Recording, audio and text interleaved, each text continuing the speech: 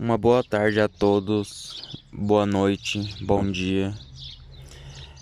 Meu nome é Davi, eu sou do curso de Física, licenciatura na UFGD.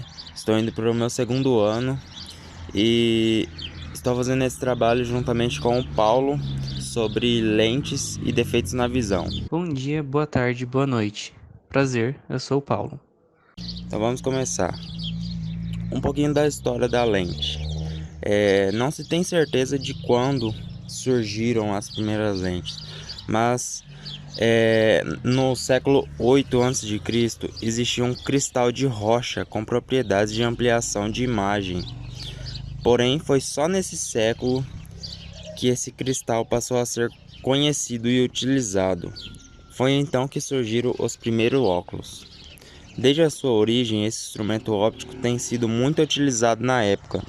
Logo após sua criação, houve uma rápida popularização, de modo que muitos pesquisadores começaram a fazer combinação entre as lentes para ampliação nos chamados instrumentos ópticos. Vamos entender um pouco das lentes. Existem dois tipos de lente: as lentes de borda fina e lentes de borda grossa. As lentes de bordas finas são biconvexa, plano-convexa e a côncavo-convexa. As de borda grossa são a bicôncava, plano-côncava, convexo-côncava. Essas lentes, elas podem ser classificadas como convergentes ou divergentes, dependendo do que acontece quando a luz passa por ela. As lentes ditas convergentes concentram os raios de luz, enquanto as lentes divergentes espalham esses raios de luz. Vamos a falar sobre os defeitos na visão. Vamos entender um pouco como funciona o olho humano. A princípio, de forma bem simplificada, o olho humano pode ser considerado um instrumento óptico, pois é constituído por uma lente biconvexa que fica situada na região anterior ao globo ocular. No fundo do globo ocular está a retina, que é sensível à luz e serve de anteparo para as imagens. As sensações luminosas, após serem captadas e projetadas sobre a retina, são enviadas ao cérebro pelo nervo óptico. Cristalino é a parte frontal do olho que funciona como uma lente convergente do tipo biconvexa. A retina é a parte sensível à luz, onde são projetadas as imagens formadas pelo cristalino e enviadas ao cérebro. A pupila comporta-se como um diafragma, controlando a quantidade de luz que penetra no olho. E os músculos ciliares comprimem convenientemente o cristalino, alterando a distância focal. Vamos entender agora um pouco de como a imagem é formada. A imagem que vemos é resultado do seguinte processo. O cristalino, uma lente biconvexa, forma uma imagem real e invertida do objeto, a qual fica localizada exatamente sobre a retina.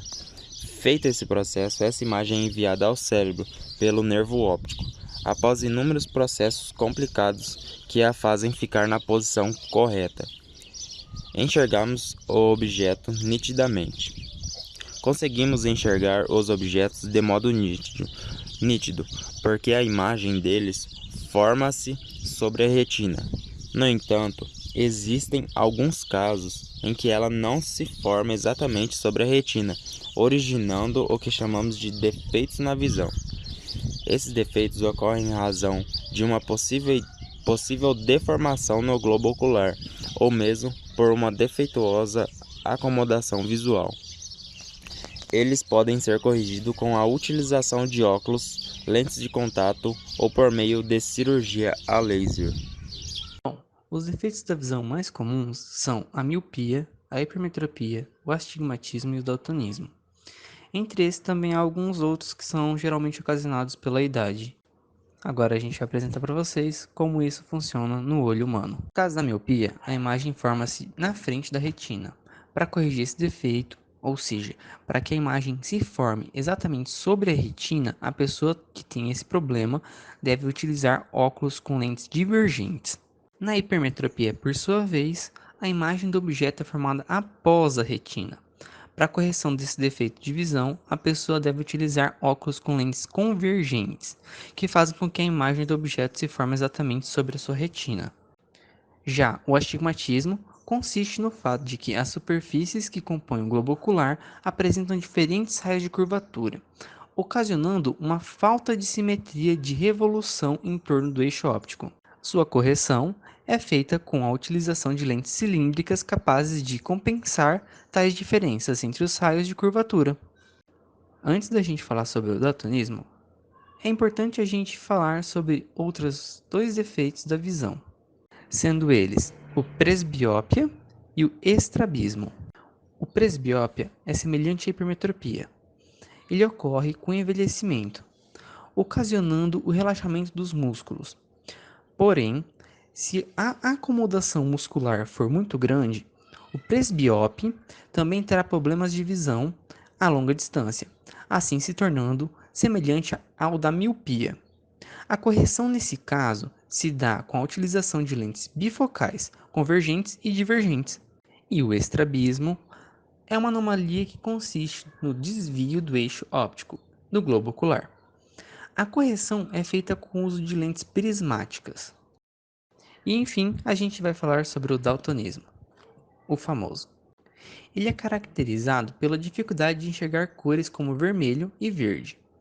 Há também casos mais graves onde a pessoa enxerga apenas variações de branco e preto, geralmente de origem genética ligada ao cromossomo X, mas também podem ser provenientes de alguma lesão nos olhos, neurológica, química e ou pelo envelhecimento, a senilidade.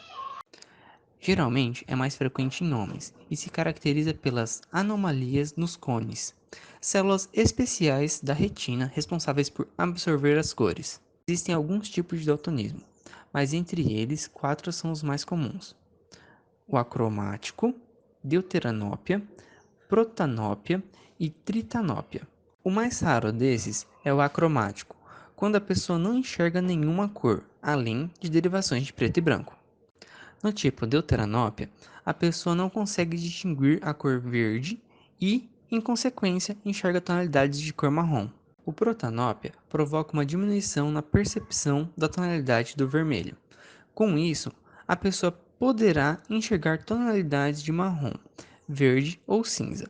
Em geral, a pessoa percebe o verde muito parecido com o vermelho. Já no tritanópia, a pessoa tem dificuldade em diferenciar o amarelo do azul. Esse é um dos tipos mais raros também. A pessoa verá o amarelo em tonalidade rosada, enquanto que a cor azul será percebida em tonalidades diferentes.